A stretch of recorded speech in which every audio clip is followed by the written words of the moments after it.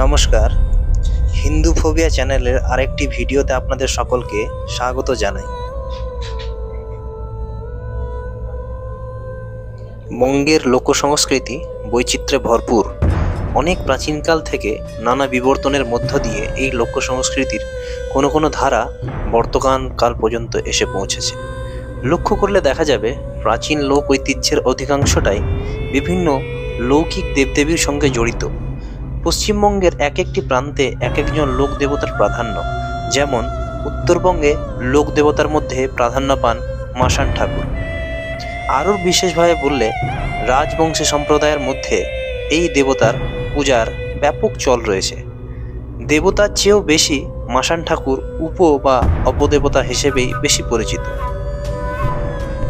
হিন্দুদের পাশাপাশি মুসলমান সম্প্রদায়ের মানুষও মাসান ঠাকুরের পূজা করে থাকেন। মাসান ঠাকুরের নিয়ে কিংবদন্তি অনেক ছড়িয়ে রয়েছে। বিভিন্ন লোক গবেষক মাসান ঠাকুরকে নিয়ে বিবিধ সব তথ্য এবং তত্ত্বের উপস্থাপনা করেছেন। উত্তরবঙ্গ এবং আসামের রাজবংশী সম্প্রদায়ের মানুষের মধ্যে মাসান ঠাকুরের পূজার প্রচলন সবচেয়ে বেশি। তবে নেপালের ঝাপামোরাং, বঙ্গাইগাঁও, নলবাড়ি প্রভৃতি জেলাতেও মাসান ঠাকুরের পূজা হতে দেখা যায়। এই মাসান ঠাকুরের জন্ম বৃত্তান্ত নিয়ে নানা রকম কিংবদন্তি প্রচলিত রয়েছে। বিভিন্ন কিংবদন্তি এবং লোকগাথা অনুসারে মা কালীর 18টি সন্তানের মধ্যে প্রথম হলেন মাসান ঠাকুর। মাসানের জন্ম সম্পর্কিত বিষয়ে গবেষক চারুচন্দ্র সান্যাল রাজবংশীস অফ নর্থ বেঙ্গল বইতে লিখেছিলেন যে মাসান হলেন ধর্ম ঠাকুর এবং মা কালীর সন্তান। উত্তর বাংলা ও আসামের রাজবংশী সম্প্রদায়ের কাছে মাসান হচ্ছে এক উপদেবতা। এইসব অঞ্চলে দেউসি, ওঝা, ভৌরিয়া, কীর্তনিয়া ইত্যাদি পূজক সম্প্রদায় মাসান ঠাকুরের পূজা করে থাকেন। কাউকে মাসান ঠাকুরে ধরলে লোকজন ওঝা ইত্যাদি পূজক সম্প্রদায়ের কাছে যায়। কাউকে মাসান ঠাকুরে ধরলে বা কারুর শরীরে ভর করলে সে রান্না করা খাবার খেতে চায় না। উনুনের মাটি, কাঠ, কয়লা, ভাজা পোড়া জিনিস খেতে ভালোবাসে। রোগীর পেটের অসুখে ভোগে ও ক্রমশ রোগা হয়ে যায়। পাড়া গাঁয়ের লোকজনের বিশ্বাস সংক্রান্তির দিন, শনি বা মঙ্গলবার অথবা আমাবস্যার দিন মাসান ঠাকুরের কোপ পড়ে। যার ঘাড়ে মাসান ঠাকুর ভর করেন সেই আক্রান্ত ব্যক্তি থেকে থেকে তুড়ি মারে, ঢিল ছোড়ে, হঠাৎ হঠাৎ আগুন জ্বালায়, মাঝরাতে মাছ ধরতে বেরিয়ে যায়, এমনকি পোড়া মাটিও খেতে শুরু করে। সাথে সাথে সেই আক্রান্ত ব্যক্তিকে নিয়ে যাওয়া হয় মাসান ঠাকুরের থানে। থান বলতে টিনের চাল দেওয়া ঘর বা বট ও অন্য কোনো বড় নিচে ফাঁকা জায়গা। যেখানেই মাসান ঠাকুর থাকেন, কোথাও মাসান ঠাকুরের মূর্তি কালচে বা নীল রঙের হয়। বেশিরভাগ জায়গাতেই দেখা যায় যে ঝাঁকড়া চুল, মাথায় ফেট্টি বাঁধা, বড় মোটা গোঁফ, বড় বড় চোখ, মোটা শরীর, এক হাতে গদা। বাহন আবার কোথাও হাতি, কোথাও কচ্ছপ, কোথাও আবার সিংহ। মাসান ঠাকুরের নানান রকম বাহন দেখা যায়, যেমন শোল মাছ, শাল মাছ, হাতি, শূকর, ঘোড়া ইত্যাদি। নানান রকম বাহন মাসান ঠাকুর ব্যবহার করে থাকেন।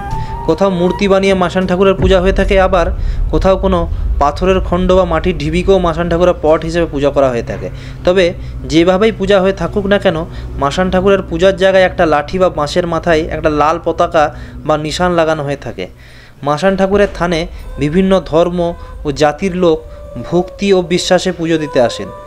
জাতপাত, ধর্ম, রাজনৈতিক ভাগাভাগির ঊর্ধ্বে উঠে মাসান ঠাকুর এখনও সর্বত্রই নানান ধর্ম, জাতি, উপজাতি লোকজনের মাঝে বিরাজ করে আছেন। এই বিশ্বায়নের যুগেও মাসান ঠাকুর উত্তর বাংলার মাটির মানুষদের কাছে বিশ্বাসের আশ্রয় ও নির্ভরতার প্রতীক হিসাবে বিরাজ করে আছেন।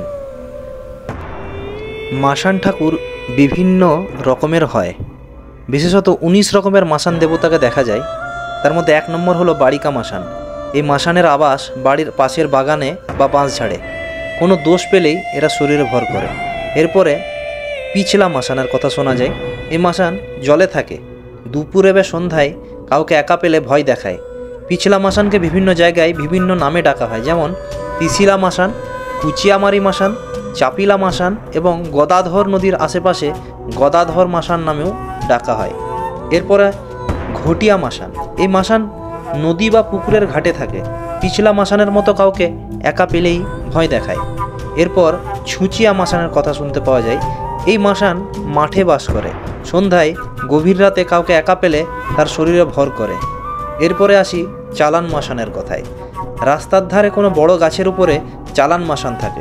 এই মাসানকে আবার নানান জায়গায় নানান নামে ডাকা হয়, যেমন গড়কাটা মাসান, ঘোড়া মাসান, ভেড়া মাসান এবং সিংহ মাসান নামেও ডাকা হয়। এরপরে আসি বহিতা মাসানের কথায়।